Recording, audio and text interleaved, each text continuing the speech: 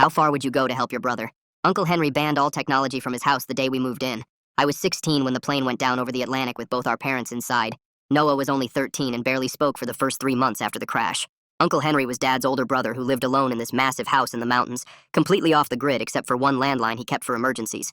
He'd been preparing for the collapse of civilization for 20 years, stockpiling food and ammunition while ranting about government surveillance and mind control through Wi-Fi signals. The social workers thought it was perfect that we had family willing to take us, never bothering to check if Uncle Henry was actually equipped to raise 2 traumatized teenagers. The technology ban was absolute and immediate. Uncle Henry went through our suitcases that first night, confiscating our phones, Noah's Nintendo Switch, my laptop, even the smartwatch Mom had given me for my birthday. He locked everything in a metal safe in his basement, saying we needed to detox from the digital poison that was rotting our generation's brains.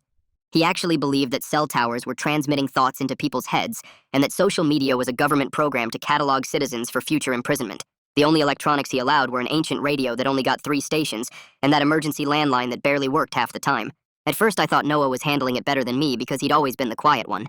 He went to his new school without complaining, did his homework by candlelight when Uncle Henry decided electricity usage needed to be minimal, and ate the weird survivalist meals without comment. But after 6 months, I started noticing things that terrified me. Noah was wearing long sleeves in summer, spending hours locked in the bathroom, and I found him sitting on the roof at 3 in the morning just staring at the sky. When I tried to talk to him about Mom and Dad, he'd just say they were lucky they didn't have to live through what came after. I found the cuts on his arms when I walked in on him changing after he thought I'd left for school. They were deliberate, organized, parallel lines from his wrist to his elbow like he was keeping track of something. I begged him to talk to me, but he just pulled his sleeve down and said there was no point because nobody understood what was happening in his head anyway.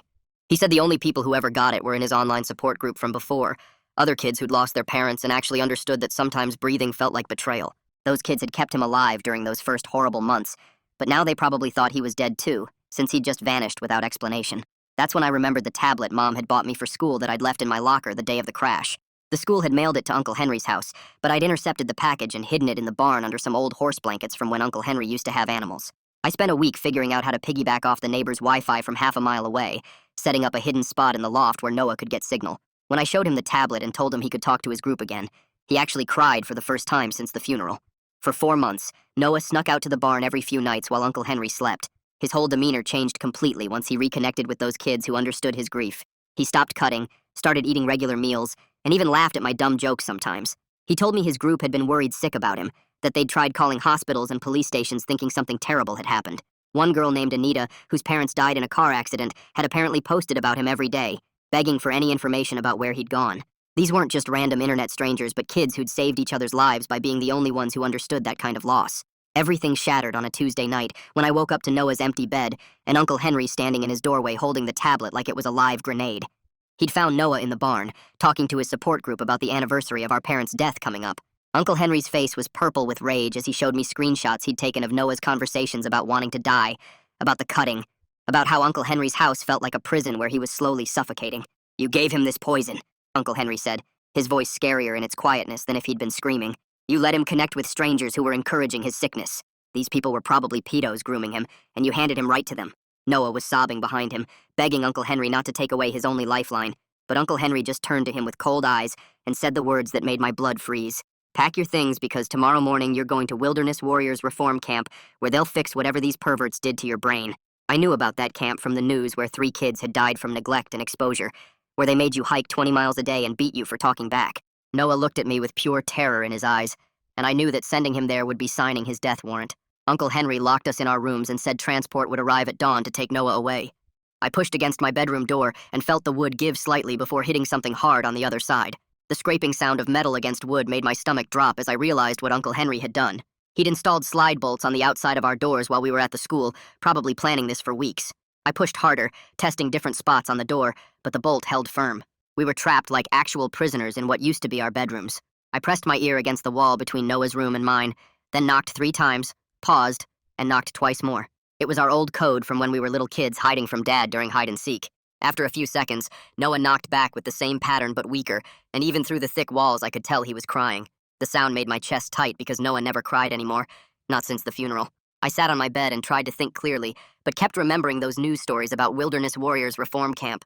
One kid died from dehydration after they made him hike 15 miles without water as punishment for talking back. Another got an infected cut on his leg that they ignored until it was too late, and he died from blood poisoning. The third one, a boy Noah's age, Fell off a cliff during a forced night march when the counselors wouldn't let him use a flashlight. My hands started shaking as I pictured Noah there, already so fragile, being screamed at by those counselors who thought breaking kids down was the same as building them up.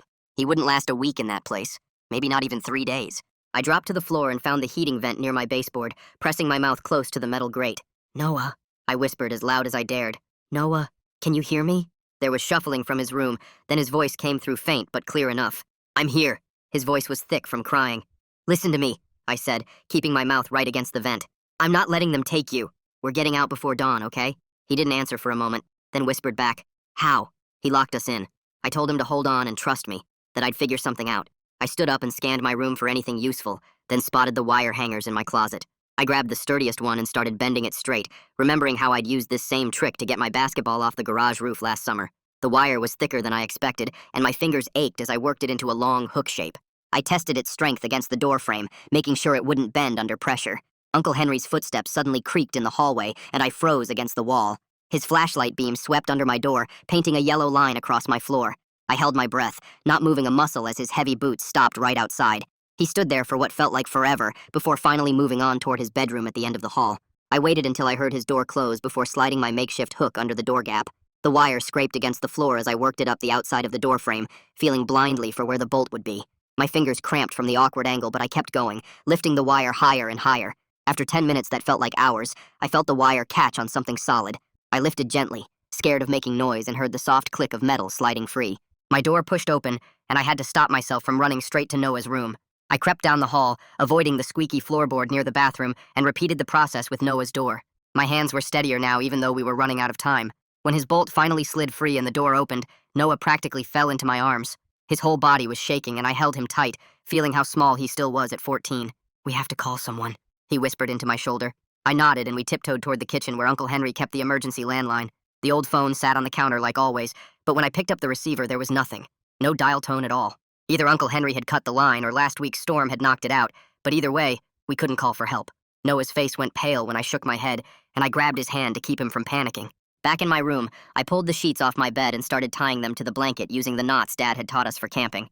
Noah kept watch at the door while I worked, his eyes wide with fear every time the house creaked. The knots had to be perfect because we were dropping 12 feet to the ground, and Noah already had enough bruises from Uncle Henry grabbing him. I tested each knot 3 times, pulling hard to make sure they'd hold our weight. The window opened quietly, and cold mountain air rushed in, making us both shiver. I pressed my ear against the door and heard Uncle Henry's footsteps going back to his room at the far end of the hall. We stayed frozen by the window for what felt like forever, Noah gripping my arm so tight it hurt while we listened to the house settling around us. The old floorboards above Uncle Henry's room creaked once, then twice, and finally we heard the familiar sound of his bed springs groaning as he got in. Noah kept shaking beside me, and I rubbed his back the way Mom used to when he had nightmares, counting the minutes on my watch until we could be sure Uncle Henry was really asleep. 10 minutes passed, then 15, and finally we heard that deep rumbling snore that meant he'd taken his sleeping pills like he did every night for his back pain. I tied the sheet rope around the radiator under the window and gave it 3 hard pulls to test if it would hold our weight. Noah went first because he was lighter, and I needed to be able to catch him if something went wrong. His hands were slick with sweat as he grabbed the sheets, and I had to help him get his legs over the windowsill. He looked down at the 12-foot drop, and I saw his whole body tense up, so I grabbed his shoulders and reminded him about the time we climbed down from our treehouse during that thunderstorm when Dad was at work. He nodded and started lowering himself down, the sheets creaking against the window frame with each movement. My arms burned, holding the rope steady while he climbed, watching his feet search for grip against the house siding. When he was halfway down, the sheet started to slip, and I had to wrap it around my waist to keep it from sliding through my hands. Noah dropped the last 3 feet and landed hard in Mom's old flower bed that Uncle Henry never bothered to maintain. He rolled to the side and looked up at me, giving a small thumbs up that he was okay. I swung my legs out and started down fast, my shoulders screaming from the strain as I went hand over hand down the sheets. The knot at the blanket started coming loose when I was 5 feet from the ground, and I just let go, landing next to Noah with a soft thud. We stayed crouched in the flower bed for a moment, watching Uncle Henry's dark window for any sign of movement. Nothing happened, so I grabbed Noah's hand and we started across the yard toward the barn where I'd hidden the tablet months ago. Uncle Henry had installed a motion sensor light after some raccoons got into his garbage, so we had to stay close to the tree line where the sensor couldn't pick us up. Noah grabbed my hand like he used to when he was little and scared of thunderstorms during camping trips. His palm was sweaty and cold, but I squeezed back hard to let him know I had him, that I wasn't going to let anything happen to him. We moved through the shadows cast by the big oak trees, our feet crunching softly on the dead leaves that covered the ground. The barn door was open just a crack like always since the latch had broken years ago, and Uncle Henry never fixed anything that didn't directly affect him. Inside, it smelled like old hay and motor oil from the broken tractor that had been sitting there since before we moved in. I used the flashlight app on the tablet for just a second to find my way to the corner where I'd hidden it under a pile of horse blankets that were thick with dust. The tablet was right where I'd left it, wrapped in a plastic bag to keep the moisture out. When I turned it on, the screen was so bright we both had to squint, and I saw it still had 22% battery, which would be enough for what we needed. The neighbor's Wi-Fi signal was weak, but it connected after a few tries. Their password still the same one I'd figured out months ago by watching them type it through binoculars. I opened Noah's support group website and handed him the tablet, watching his fingers shake as he typed in his username and password. The login took forever with the slow connection, but finally his group's chat page loaded up. Noah started typing fast, his fingers flying across the screen as he explained we were in immediate danger and needed someone to call 911 right now. He typed out Uncle Henry's full address and said the reform camp transport was coming at dawn to take him to a place where kids had died. The message sent, and we waited, both of us staring at the screen while precious seconds ticked by. Then Anita's username popped up with a response that she was calling police right now, and her mom was calling CPS, Emergency Services. More messages started flooding in from other kids in the group, telling Noah to stay strong and that help was coming, that they wouldn't let anything happen to him. I checked my watch and saw it was 2:47 a.m., which meant we had maybe 3 hours before the transport van would arrive to take Noah away. We couldn't stay in the barn because Uncle Henry might check here first when he realized we were gone, so we needed to get to the neighbor's house where we'd be safe. I shoved the tablet in my pocket and we crept out of the barn, heading for the woods that separated Uncle Henry's property from the Brooks family who lived half a mile away. The woods were thick with brambles and fallen branches that scratched our arms and caught on our clothes as we pushed through. Noah was breathing hard from anxiety, and I could hear him starting to wheeze the way he did when his asthma acted up. I kept him moving by talking quiet about Mom's Sunday pancakes and how we'd have them again someday when we were free from Uncle Henry and living on our own. We stumbled over roots and rocks in the darkness, using the tablet's dying light sparingly to avoid the worst of the obstacles. After what felt like hours but was probably 20 minutes, we saw the lights from the Brooks house through the trees. Their dog must have heard us because it started barking loud and aggressive, the sound echoing through the night air. The porch light blazed on suddenly, and we froze behind a thick tree trunk, terrified that Uncle Henry would hear all the noise and come looking for us with his hunting rifle. The front door opened, and a woman stepped out who I recognized as Raina Brooks from the times we'd seen her getting mail when Uncle Henry drove us to the school. She was wearing a bathrobe and holding a baseball bat, looking out into the darkness where we were hiding. I made the decision to step out where she could see us, pulling Noah with me into the circle of porch light. Raina gasped when she saw us standing there in our pajamas, covered in scratches from the woods and shaking from cold and fear. Her eyes went straight to Noah's arms, where his sleeves had gotten pushed up during our escape, showing the old scars that ran in parallel lines up his forearms. Without saying a word, she dropped the bat and rushed forward, putting her arm around Noah's shoulders and guiding us both inside her house. She locked the door behind us with the deadbolt and the chain, then grabbed a blanket from the couch and wrapped it around Noah, who was shaking, so bad his teeth were chattering. Raina picked up her phone and dialed 911, her voice calm but firm as she told them she had 2 minors at her house who had just escaped from an abusive situation. She gave them our names and Uncle Henry's address, making sure to emphasize the reform camp threat and asking for immediate police response because the children were in danger. She hung up the phone and pulled the curtains shut tight while telling us to stay away from the windows. Noah was still shaking under the blanket, and I could hear his breathing getting worse, that wheeze that meant his asthma was kicking in from all the stress. Raina grabbed an inhaler from her kitchen drawer and handed it to him, saying her son had asthma too before he went to college. Noah took 2 puffs, and his breathing started to calm down while Raina peeked through a crack in the curtains. That's when we saw Uncle Henry's flashlight cutting through the darkness outside, moving fast across his property toward the tree line. His voice carried clear through the night air even from inside Raina's house, yelling our names over and over with threats mixed in about what happens to boys who run away from family. He was shouting about God's plan for order and how we were spitting in his face by disobeying our guardian. The flashlight beam swept back and forth through the trees and then started moving straight toward Raina's property. Uncle Henry must have figured out where we went since this was the only house for miles around. His boots crashed through the underbrush, and then we heard him hit the fence that marked the property line between the 2 houses. He started screaming at the top of his lungs about kidnapping and how Raina had no right to take his nephews from their home. Raina pulled out her phone and started recording video through the window while Uncle Henry rattled the fence and demanded she send us out immediately. He was saying she was harboring runaways, and that was a crime, that he'd have her arrested for interfering with family business. Raina kept recording everything while whispering to us that we were safe and the police would be here soon. Uncle Henry started climbing over the fence, and that's when we saw the red and blue lights coming up the road. A patrol car pulled right up between the 2 properties with its spotlight blazing across the yard. Deputy Bart Estes stepped out, and he was huge, maybe 6'4", moving slow and careful with his hand resting on his gun. Uncle Henry immediately turned toward him and started ranting about his rights as our legal guardian and how these were his boys who needed to come home. The deputy held up his hand and told Uncle Henry to calm down and step back from the fence. Uncle Henry kept shouting about how we'd been poisoned by the internet and needed discipline to save our souls. Deputy Estes walked over to Raina's door, and she let him in while keeping us back from the entrance. He asked to speak with us separately and took me into the kitchen first while Noah stayed with Raina in the living room. I pulled out my phone that I'd grabbed during our escape and showed him the pictures I'd taken months ago of Noah's arms when the cuts were fresh. The deputy's face got real serious as he scrolled through them and asked when these were taken. I told him about finding Noah on the roof that night staring at nothing, and how the only thing that helped was his online support group. Deputy Estes wrote everything down in his notebook and then went to talk to Noah alone. I could hear Noah's voice from the other room, quiet but steady, telling the deputy about wanting to die after our parents crashed and how those other kids online were the only ones who understood. He was explaining how Uncle Henry took away his only lifeline and threatened to send him to that camp where kids died.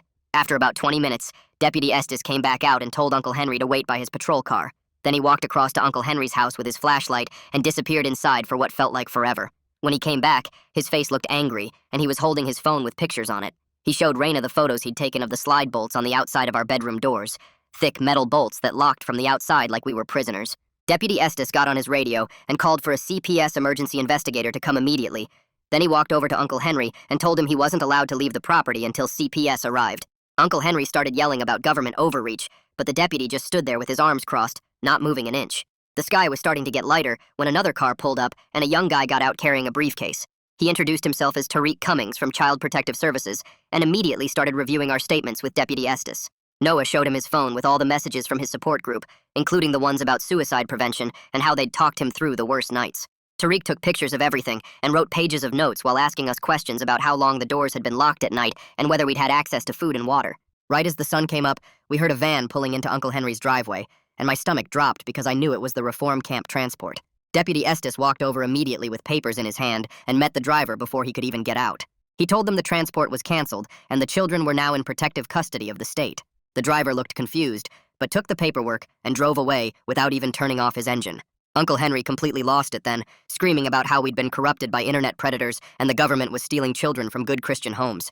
Tariq stayed calm and recorded everything on his phone while explaining that locking children in rooms and denying them mental health support was abuse, regardless of religious beliefs. That's when another car pulled up and Kylie Robbins got out, our school counselor who we'd both talked to a few times after our parents died. She was wearing pajama pants with a coat thrown over them, and her hair was still messy from sleep. Raina had called her after calling 911 because she knew Kylie had been worried about us. Kylie confirmed to the investigators that Noah had been doing much better when he first started at the school, but then suddenly withdrew and stopped participating in grief counseling. She said she'd tried calling Uncle Henry multiple times to discuss Noah's needs, but he'd refused to let her visit or bring Noah to appointments. Tariq finished taking all the statements and photos, then explained that we'd need to go to the hospital for medical evaluation and documentation of any physical evidence. He said after that they'd work on emergency placement while the investigation continued. Deputy Estes offered to drive us himself to make sure we got there safe, and that Uncle Henry didn't try to follow us. The ride to the hospital took 20 minutes with Deputy Estes checking his mirrors constantly while Noah pressed his face against my shoulder in the back seat. The emergency room was bright and busy when we walked through the automatic doors, and a nurse took us straight to a private exam room after Deputy Estes explained why we were there. The doctor was a woman with gray hair who moved slow and careful as she asked Noah to remove his shirt, and when he did, she took pictures of every scar with a special camera while writing notes on a clipboard. Noah's arms had dozens of lines, some old and white, others still pink and raised, and the doctor measured each one with a ruler while asking when he'd made them. She asked him straight out if he wanted to hurt himself now that the tablet was gone, and Noah nodded without looking at her, his hands shaking as he admitted the thoughts had come back worse than before. The doctor wrote something on a form and explained they were making a safety plan right then, a list of things Noah would do when the bad thoughts came, people he could call and ways to stay safe until his next appointment. She had me come in next and told me to lift my shirt. And that's when she found the bruises on my shoulder. Purple and yellow marks shaped like fingers from when Uncle Henry had grabbed me last week after finding me sneaking food to Noah's room. The doctor took more pictures and measured these too, pressing gently to see if anything was broken while I tried not to wince. She said all this evidence would matter for what came next, that judges needed to see proof of what happened in our house. Deputy Estes drove us to the courthouse next, where we waited in a small room while Tariq filed paperwork with a clerk upstairs. A judge came down to meet us, an older man who read through all the reports and looked at the photos on Tariq's phone before signing papers that said Uncle Henry couldn't come near us or contact us at all. Deputy Estes took the papers and drove straight to Uncle Henry's house to serve them, and we could hear Uncle Henry yelling from inside Tariq's car about government overreach and kidnapping. Deputy Estes came back and told Uncle Henry that if he came within 500 feet of us or tried to call or write, he'd be arrested immediately. Tariq spent the next 3 hours on his phone calling every foster home and group home in the county, but nobody could take 2 teenage boys right away, especially not ones with our kind of problems. He kept shaking his head and making more calls, determined not to split us up after everything we'd been through together. That's when Raina spoke up from where she'd been sitting quietly in the corner, saying she could take us if the judge would allow it since she'd already passed a background check for her teaching job. Tariq's face lit up as he started making calls to verify her credentials, and within an hour, a judge approved her as our emergency placement while they figured out something more permanent. Deputy Estes went back to Uncle Henry's house with 2 other officers to get our clothes and personal stuff, coming back with everything shoved in black garbage bags that smelled like Uncle Henry's cigarettes. Raina drove us to her house, a small place with a garden out front and wind chimes on the porch that made soft sounds in the breeze. She showed us to a guest room with 2 twin beds and a window that looked out at trees instead of Uncle Henry's fence, telling us we could put up posters or paint the walls any color we wanted. The next morning, Noah had his first therapy appointment on Raina's laptop, talking to a woman who worked with kids who'd lost their parents. I sat outside the door on the floor, close enough to help if he needed me, but far enough that he had privacy. Through the door, I could hear him actually talking about Mom and Dad for the first time since the funeral, his voice breaking as he described the last time he saw them. The therapist's voice was calm and steady, asking questions that made Noah think about his feelings instead of pushing them down like Uncle Henry always told him to do. 3 days later, Raina found a letter in her mailbox with no stamp, just our names written on the front in Uncle Henry's angry handwriting. Inside was a page of Bible verses about sin and punishment, with a note at the bottom saying we'd burn in hell for betraying family. Raina took pictures of everything and called Deputy Estes right away, and he came to collect the letter as evidence. That afternoon, Deputy Estes arrested Uncle Henry at the grocery store, putting him in handcuffs in front of everyone, while Uncle Henry screamed about religious persecution. At the school the next week, Kylie called us both to her office and set up special plans for us, giving us extra time to finish assignments we'd missed and passes to leave class if things got too hard. She checked on us every day between classes, sometimes just a quick wave in the hallway, sometimes pulling us aside to make sure we were eating and sleeping okay. 2 weeks after that, the district attorney called Tariq to say they were pressing charges against Uncle Henry for child endangerment and false imprisonment based on all the evidence.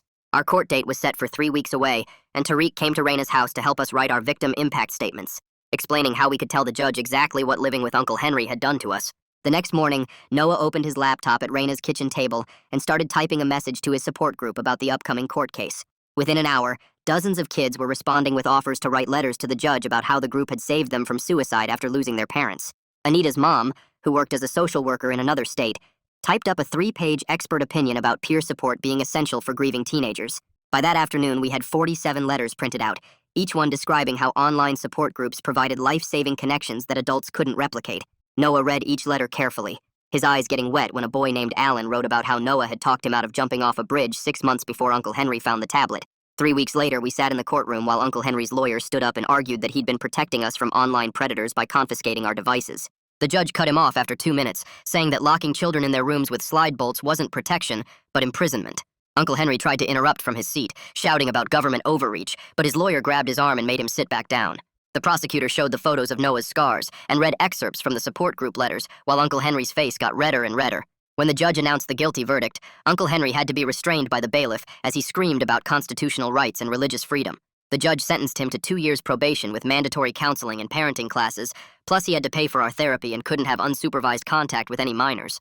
Outside the courthouse, Tariq explained that Uncle Henry would probably never complete the requirements, which meant we'd never have to see him again. 2 months later, on my 17th birthday, Tariq helped me fill out the paperwork to become Noah's legal guardian when I turned 18. He showed me the requirements on his laptop, pointing to each item I'd need to prove: steady income, stable housing, and high school completion.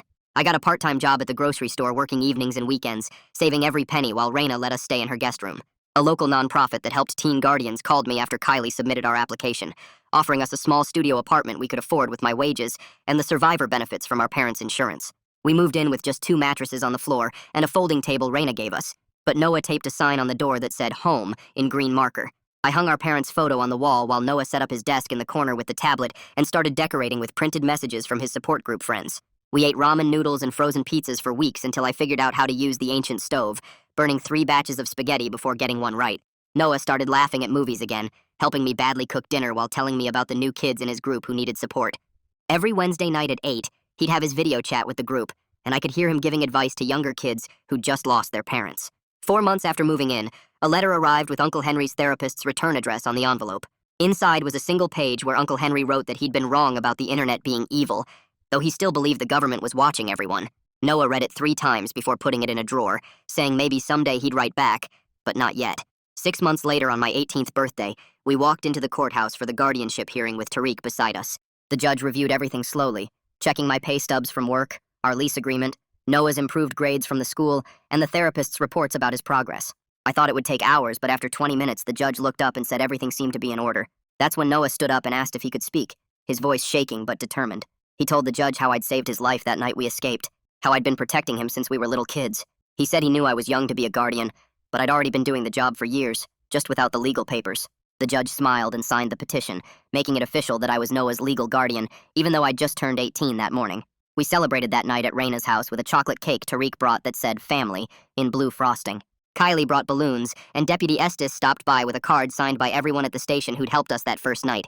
Noah connected his tablet to Raina's TV so Anita could join by video call, and she introduced me to all the kids from the support group who'd written letters. They cheered when Noah held up the guardianship papers, and Alan made everyone laugh by saying I was the coolest guardian ever for letting Noah stay in the group. Everyone stayed until midnight, eating cake and telling stories about their own families, both the ones they'd lost and the ones they'd found. The next morning, I took the guardianship papers from Tariq's briefcase and bought a simple black frame from the dollar store on my way home from work. Noah watched me hammer the nail into our apartment wall, right next to the photo of Mom and Dad we'd rescued from Uncle Henry's house months ago. He disappeared into his room and came back holding a drawing he'd made in art therapy. 2 stick figures standing side by side with their arms around each other, and he taped it underneath the framed papers without saying anything. 4 months had passed since we'd moved into our own place, and Noah hadn't cut himself once during that whole time, though some nights I'd find him sitting on his hands when the urges got bad. His therapist taught us both this thing called urge surfing, where you ride out the feeling like a wave instead of fighting it, and we'd sit together on the couch counting breaths until the worst passed. The apartment started looking less empty after we hit every thrift store in town, finding a scratched dining table for $20 and mismatched chairs that wobbled but worked fine. Noah claimed the corner by the window for his desk where he set up the tablet, now officially his to use whenever he wanted, and covered the wall above it with printed screenshots from his support group. Anita had sent him this whole collage of messages from the nights he'd been gone, all these kids posting about missing him and hoping he was okay. My graduation came faster than expected, and I walked across that stage in a borrowed cap and gown while Raina and Kylie screamed from the bleachers like crazy people. Noah stood up holding this poster board he'd decorated with glitter that said, "World's Best Guardian" in huge letters, and I completely lost it right there in front of everyone, tears and snot everywhere. The principal handed me my diploma while I was still crying, and I didn't care who saw because I'd actually made it through senior year while keeping us both alive. 3 months later, Noah started 9th grade at the local high school, walking through those doors with his head up instead of hunched over like before.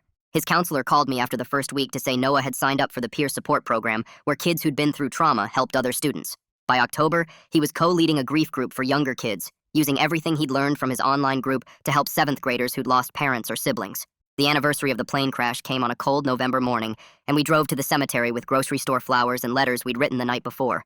Noah knelt by their headstones and read his letter out loud, telling them about his support group and how many kids he was helping now, how we had our own place and were taking care of each other like they would have wanted.